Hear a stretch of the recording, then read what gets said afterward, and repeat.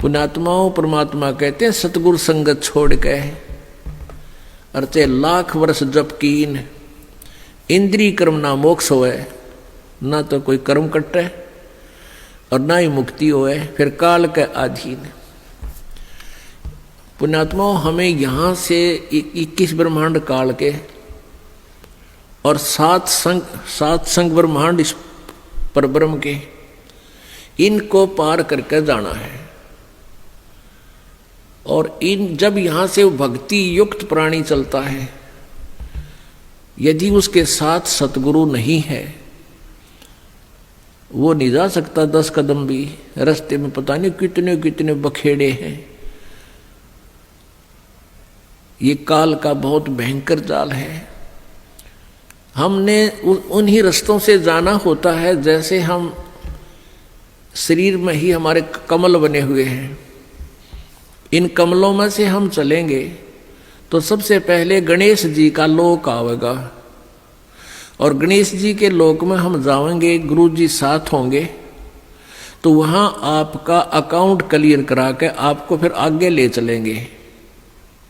और यदि सतगुरु साथ नहीं है और आपकी पिछली पुण्य कमाई पिछली है और आप गुरुद्रोही बने नहीं, वैसे भक्ति छोड़ दी, आना बंद कर दिया, तो वो जो पिछले उस दौरान गुरु जी के संपर्क में रहने के दौरान जो तुमने भक्ति की, ये 7 मंत्र की या 2 मंत्र सतनाम की और सार नाम की, तो गणेश जी का जो जाप आपको दिया जाता है उन 7 प्रथम मंत्र में, उस मंत्र की कमाई से आप जी पहले गणेश जी के लोक में जाओगे। और वहां पर इतने नाच गाने डांस बड़ी पता नहीं कितने हर तरह की, यानी आत्मा वहां जाती है तो उसका सूक्ष्म शरीर होता है, स्त्री जाती है तो स्त्री वाला ही होता है, पुरुष जाता है तो पुरुष वाला ही होता है। तो प्रत्येक लोक में जाते ही वहां हर तरह के नाचने गाने बकवाद, तो अकाउंट कराना तो भूल जाते हैं, उस रेस्टोरेंट में भ्रमित हो जाते हैं।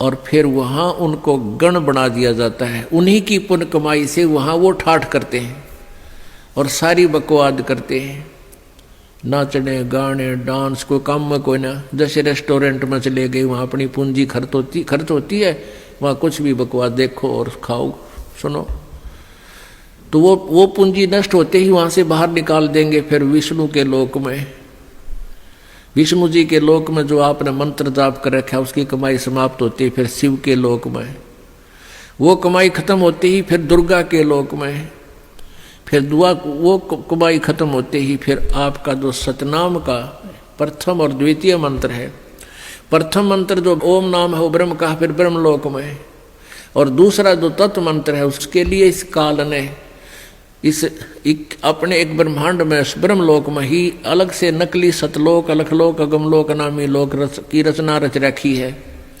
उस दूसरे मंत्र की जो सतनाम के अंदर जो 2 मंत्र हैं उसकी कमाई से उसको ऊपर नकली सतलोक में छोड़ देते हैं। और जिसने तीसरे नाम का भी जाप कर रखा है उसके लिए काल ने वो आगे के अलखलोक और अगमलोक और बना रखे हैं नकली, उनमें पड़ा रहे। और जब इसका कत्ती सारा नाश होले भक्ति का, फिर नरक में ठोक देते हैं। यानी इस प्रोसीजर में हजारों युग बीत जाते हैं, उसको पता भी नहीं चलता त्रिगेला के विरान माटी हो रही है। तो सतगुरु कहते हैं शिव मंडल ब्रह्मापुरी चाहे विष्णु लोक में हो, अमरे गुण भूले नहीं तो आण छुटाऊं तो। अब कई पुण्यात्मा कोई ज्ञान तो खूब सुन लिया और कोई दुर्भाग्यवश यहाँ से दूर भी हो गए, तो वो फिर इससे या तो शिव मंडल में, शिव के लोक में, या ब्रह्मा के लोक में, या विष्णु के लोक में जा रहा है, फिर वहाँ कमाई वह मौज मार रहा है, तो उसके हृदय में यो ज्ञान अंतःकरण में समाया हुआ है। तो उसको याद आवेगा कि गुरु जी तेन्यू क्या करते। कबीर परमात्मा के ज्ञान को बताते थे, यहाँ तो हमारी पूंजी नष्ट हो रही है, हम तो गलत आ गए, हमने तो यहाँ नहीं आना चाहिए था। कहता वहां भी तू हृदय से रोएगा ना मेरे लिए कि भगवान मैंने छुटा लो, कहते वहां से भी तुझे छुड़ा लाऊंगा। अब देखो पुण्यात्माओं, ये सु अवसर आपके लिए, जय इसमें पार तय होगे तो होगे, नहीं यू किया हुआ कर्म शुभ तुम्हारे साथ रहेगा, फिर उसका फायदा क्या होगा, के बनेगी।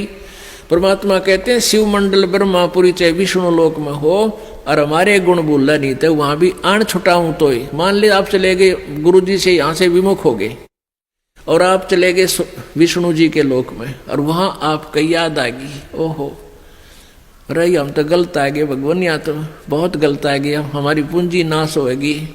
वहां भी आप रोने लग गए तो वो मालिक परमेश्वर आएंगे और वहां से भी आपको ले जा करके कहाँ रखेंगे। यहाँ एक मिनी सतलोक है, प्रत्येक ब्रह्मांड में एक मिनी सतलोक है, परमात्मा का अपना राजदूत भवन है।